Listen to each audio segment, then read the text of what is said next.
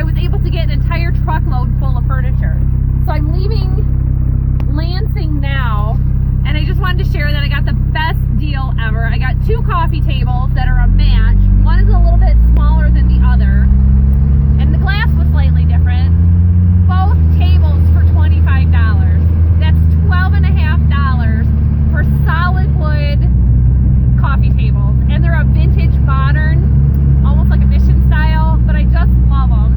They have like a wicker or rattan bottom, and I'm going for lots of natural woods, light colors with natural and dark wood accents. It's going to be beautiful.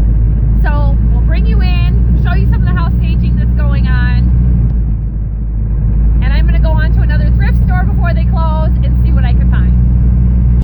Been out at it again. It's been 2 days. The day I went to go pick up those coffee tables, I was messaging somebody on Facebook about this table.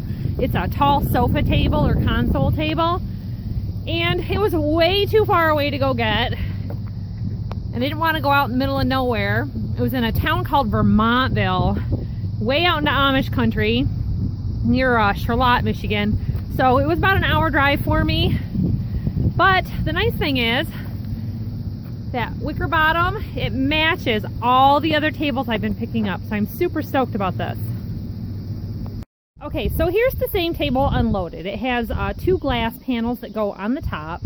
And I wasn't real sure about the validity of the wood, if it's an early kind of pressed board with some sort of veneer coating on it.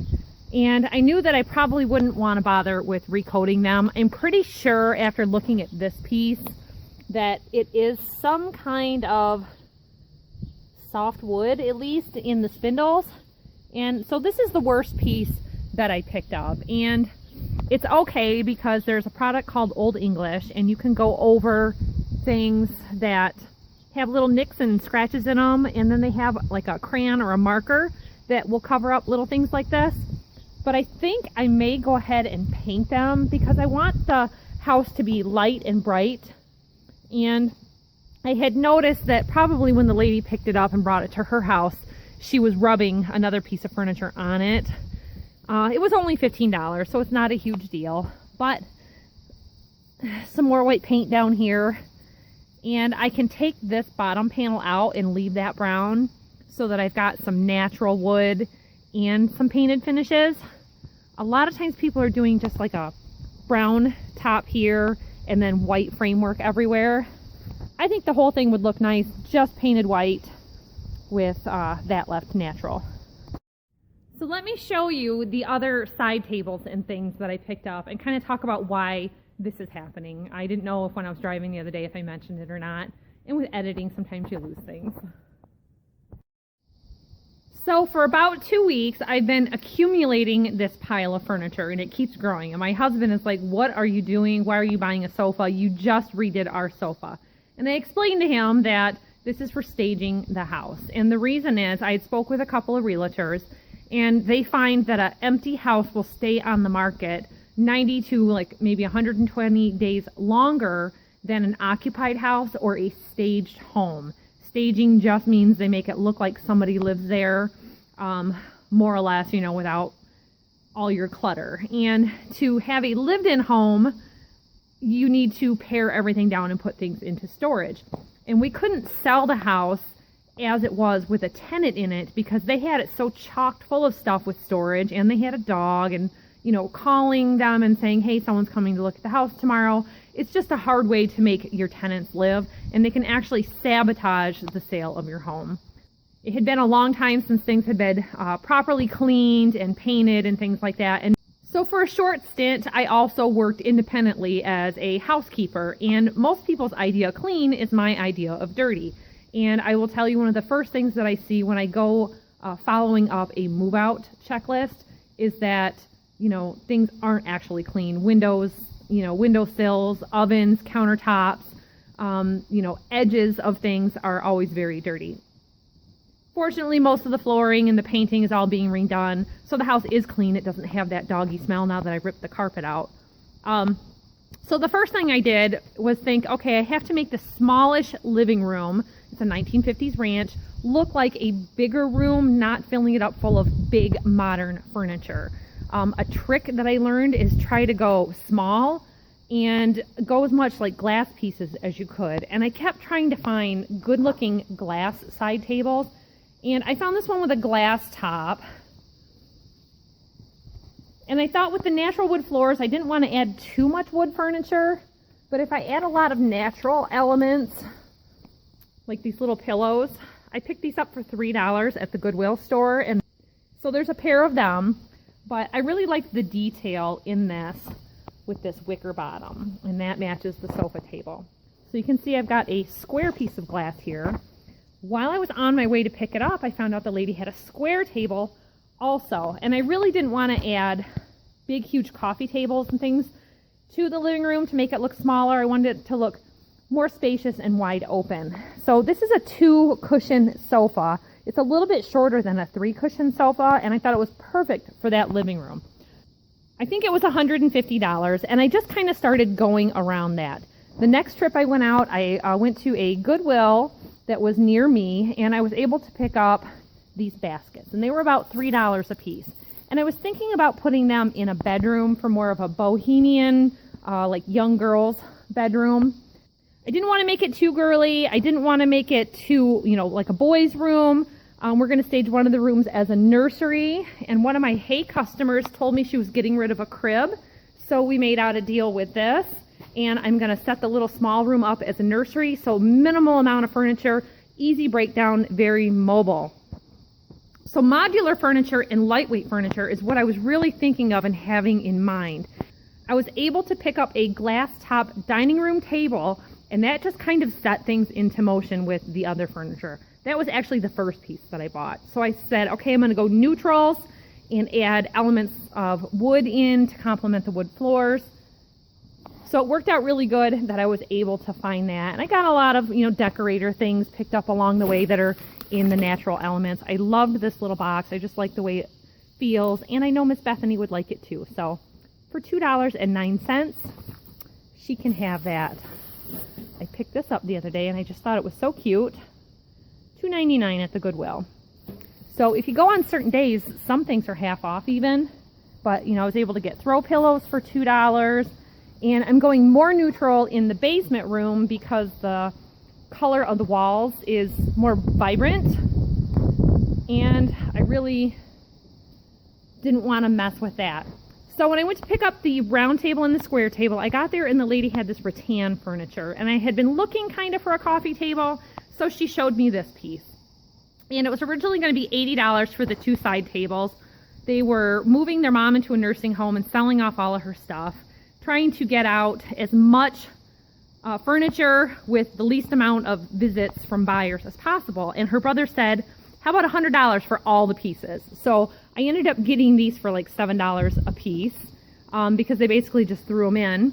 I was supposed to spend $80 for the 2 side tables, which was a little higher than I was wanting to spend, but I thought, well, $40, I was looking at $25 side tables. They're a lot better quality. Most of the side tables I was looking at were really lightweight metal. They're not,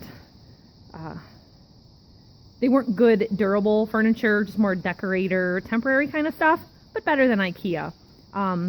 That being said, I was looking at, like doing modular furniture and doing a much more modern look to it, just to keep the whole element of the house very open-minded for maybe a young couple, first-time home buyer kind of thing. So, a lot of this stuff I probably will paint just so that it doesn't look dated. And then just stick with these natural elements whenever I can, like I said. So I was able to pick up some matching lampshades, some more pillows for another sofa that I took over there the other day. They wrapped things like glass up for me. Another seller had these 2 coffee tables, and the legs are slightly different. This one has a center leg, and this one doesn't. But you can see the detail is just slightly different on that. This is more square and mission style. And this is a little more like Georgian, not quite Victorian looking, but with paint, I think it'll all look really nice. So you can see these bottom pieces come right out, so I can take that out and not even have to tape it up. And if I want to load up the paint hopper on a sunny day, I can get all the stuff coated in paint so much faster. And if I do a paint and primer in one, it'll go really quick. A nice thing about our local Goodwill is they get things donated, and these were brand new lamps. The Threshold brand, I think, is from Target. One of them had a shade, one didn't, and they were $3 and $4 a piece. Now, I didn't want to go overboard, but I did pick up a few knicky-knacky things because the basement is so big. I think I'm going to have to stage it with a couple of like leaning bookshelves or something. And I thought this was really cute. The farmhouse and shabby chic is really popular in our area. For $2, I can hit that with a coat of paint and change it and put white with dark colored things in it, or I can leave it dark and put light colored things in it. So I thought, you know, playing off of that orange vase, if I did like a bohemian, you know, like kind of girls' room, some of these colors in there would look really nice with some pillows that I had picked up to go with it too. It's been kind of a fun couple of weeks, you know, finding things on Facebook and even Craigslist a little bit, going to the thrift stores, because I haven't bought much for our own home in the time that we've been married and had little kids. So, you know, really in 14 years, we haven't really bought much. So some things that when I'm done with everything, I'll bring back to my house and redecorate, but it's hard to have little knicky-knacky things around to keep a home clean, because the kids' stuff just makes things look cluttered. So I'm going to kind of get at cleaning this up and figuring out what I want to do. There's always so much information on YouTube and you can lose track of time, but it is time for an afternoon nap for baby, and I try to use that time to snuggle him and get him to sleep, and then I'll take a little rest for the day with him. Just kind of looking over everything, deciding, you know, if I really want it, if it'll work in a different house better. The nice thing that I found about staging the house myself is I can kind of coordinate things from room to room and just kind of make themes instead of having things, you know. I don't want the houses to look too bland and too boring. We don't want them to look empty. But like this cute little pillow, it says, "Give thanks with a grateful heart." And it's another, you know, kind of a burlap type pillow. It'll go with that natural, it'll go with the natural finish of the other things that I picked up. I picked up a little plant stand here. I was able to get like a bamboo floor mat, come up with some creative ideas. And I'm just going through different YouTube videos on, you know, people are doing farmhouse flip, people are doing thrift to flip, all sorts of little things. So I picked up a little bit of pottery items, just some cute things to kind of put on some shelves. I'll add a little burst of color maybe in the bathroom with this, because I'm doing some dark walnut in there. And I could not say no to this little teapot. The good thing is I have the Dodge. I can run around, I can pick up furniture. Husband's home a little bit because the load limits are on the roads, and we're just able to get some things done that we wouldn't normally be able to get, besides all the repairs that are going on all of our farm equipment and things like that. So these days, the realtors really want you to work for them versus the other way around. One realtor wanted to add a lot of modern big pieces of furniture in there to make it, you know, very comfy, cozy, man cavey, and another one wanted to keep things small and simple, more towards, you know, looking like the house had tons of space instead of filling it all up.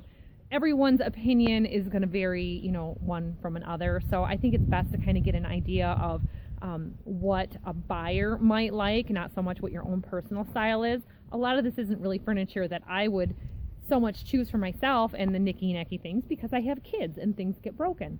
I can set up a little play area and keep the kids busy and wait to put all the furniture in to stage the house when it's all done. I've still got some touch-up to do on the floor. I'm working on the kitchen and the bathroom still. So I don't want to give my kids a chance to go in there and get the furniture all dirty and to mark things up or whatever. Little George has a tricycle that he rides around in the house because it's empty, and he's having a great time doing that. But the minute those floors get done, he's got to stop that. And I don't want to be going around cleaning up after them and making more work for myself. When I'm at the workhouse, I want to get work done and not be there to clean.